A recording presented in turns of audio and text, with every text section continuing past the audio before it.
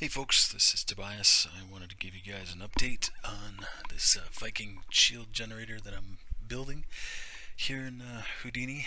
Um, I think this is update 4 for this. It's just a little personal project I wanted to do.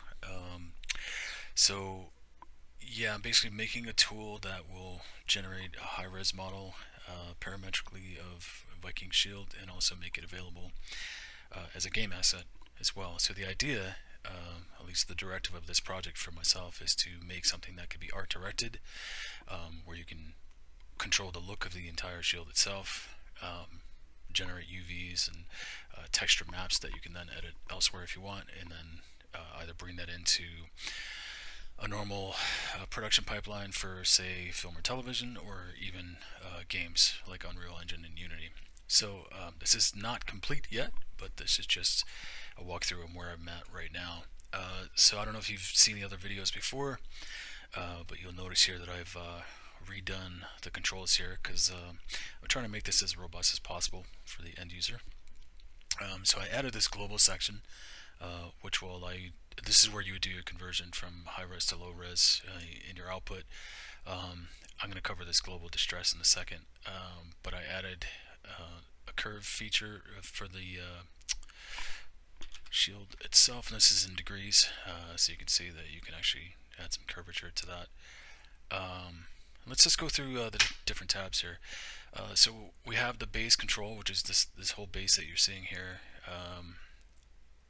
Let's just do that. Okay, so of course your general scale for the shield can be controlled, which I should probably move this to the global section, which I will do actually.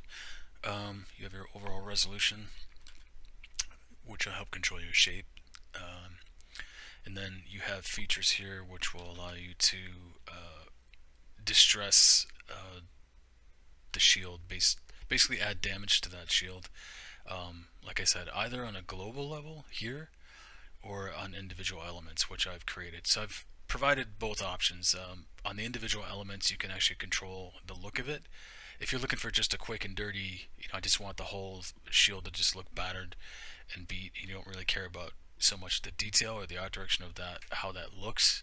You can go back to this global thing, and I'll cover that at the very end just to show you the difference. So first, let's just go through just getting the general features on here before we talk about too much of the distressing. So here we have the basic shape of the shield. You can, well, the outer ring is always going to be there because you kind of need that. Or I might just have it to where you can actually turn it off. So if you wanted something like just a basic, round shield without, sort of like a leather or metal ring on it, we could turn that off. So now that I'm thinking about it, I should probably add that to where you can toggle that on and off. Then you have the typical features that you might expect to see, like the center dome, which you can toggle that on and off. So as you can see here, we have this dome welded to the surface here, and you can control the scale, of that, how it appears on the surface of the shield, right? So that's kind of like your typical thing there. Make that a little bit smaller, and then you have the option of adding the bolts that would be on the outside of this ring here. Right, so we can add those bolts. You can control the number of those bolts that you have, the scale of them as well. So if you want something like that, I'm not sure how well you can see this, but there you go. You got that. Those are kind of large, but make that a little bit more reasonable like that. Okay, so you have that. In addition, you have the decorative bands that you could have on the face of the shield. And again, here you can control how many you have. So say you only wanted, 3, or 4, or 5, or 6, whatever you wanted. You can add that. You can control the size of the bands themselves using the band size here in 3-axis. So the length here is going to be the first one. So say, depending on the size of your dome or what have you, you can control that. You can control the thinness and how far out it's coming from the surface as well. So like that, you can see it's pretty close to the surface. Depending on your lighting, you may or may not be able to see that too well. Let me actually turn on some wire shading that might help a little bit. Or, for the sake of this demonstration, let me just use a headlamp for the moment. so you get that, the gist of that. I'm gonna put that back to what I had it. This shape that you're seeing here is controlled by this ramp here. So you can, do whatever you want to here, and you can see that that changes, the shape of what you're seeing. So you can sort of dial in what you want here. And lastly, we have the option to use a decal. So this is file driven. You'll have to use a black and white JPEG or PNG, and whatever is black in the image is what will be turned into a shape that is then welded to the shield. Right, in this case I have the tree of life here, and let's turn this dome off here so you can see a little better. So you have something like that. Right, and that of course you can control the scale of that to your heart's content. And I think at this point we'll start to get into the distressing of the shield itself. Now, like I said, there's two options here, and what I'll do to demonstrate this is let's first use the global one, just so you can see, say you just had this design, nice simple design, and you want, let's just go ahead and use this, and you just want sort of a general battered feel to it. So you just check that, and it'll do that. Let me turn off the wireframe so we can see this, and it just gives it, basically a kind of a noise displacement. I will add some controls here so that you can control the look of that a little bit better. But the idea is just like a quick and dirty, beat the shield up kind of thing. But if that's not your thing, you want to have individual control on the shapes that are in the shield itself. We can go ahead and do that as well. So let's start with the decal. We'll turn this on and off here.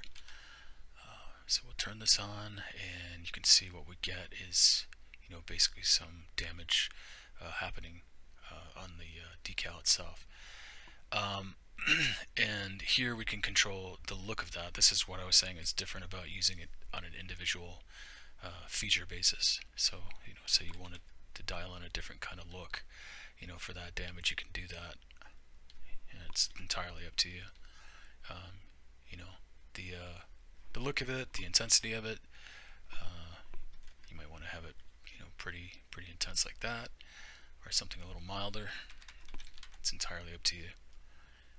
Barely noticeable there, but like I said, this is the whole point of making something that can be art directed. It's entirely up to you how you want it to look. So let me just make a couple of quick changes here. And okay, so there we go. So there's one element that's been changed. Let me go ahead and turn that off, and we'll do the same thing with the bands. So you can see we have some bands here, and so we wanted to do a similar thing. We can do that as well, and you can see right away we've got some damage on these decorative bands here. And again, it's the same type of controls. These are separate from each other. So if you did combine this, say with the dome, and added the damage control or distressing on that dome, you can see here we're able to change the look on just this element here, independently of the other features. What I also added to this dome here is the ability to rotate it. Depending on the distressing that you have, you may find that you need to do that just to get it to look the way that you want it to look as far as orientation is concerned. Okay, so there's that for that. Also, you can do the same thing with the outer ring. So you can see we can get some damage control there. And the same idea.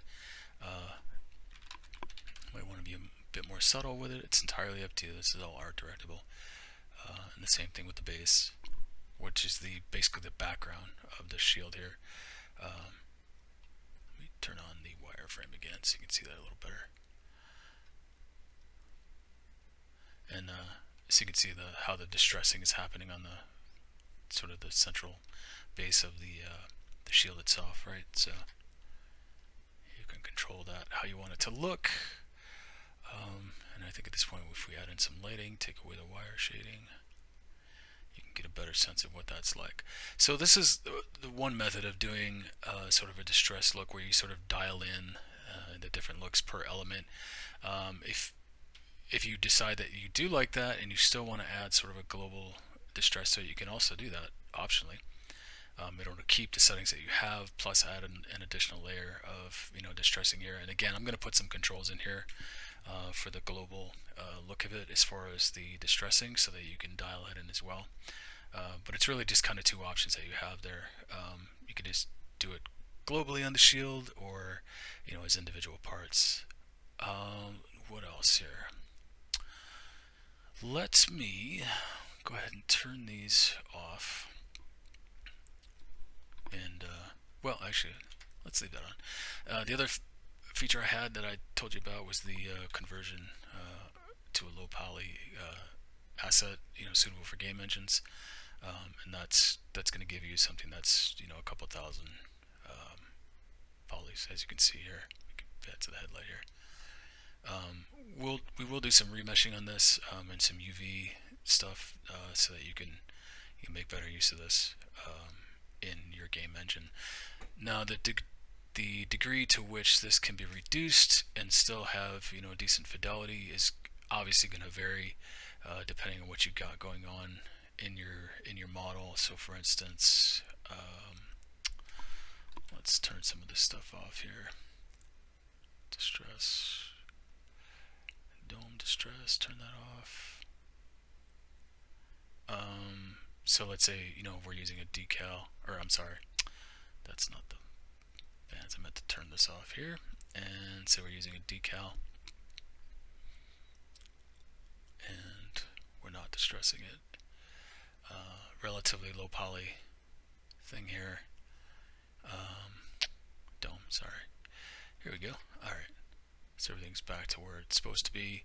Obviously, if you do a low poly conversion of this, nothing much is going to change here from the look of it. But if you got really heavy with it, had a lot of details going on, or a really intense decal, or say you just wanted to go crazy and mix everything, which I don't recommend, because this probably doesn't look that great.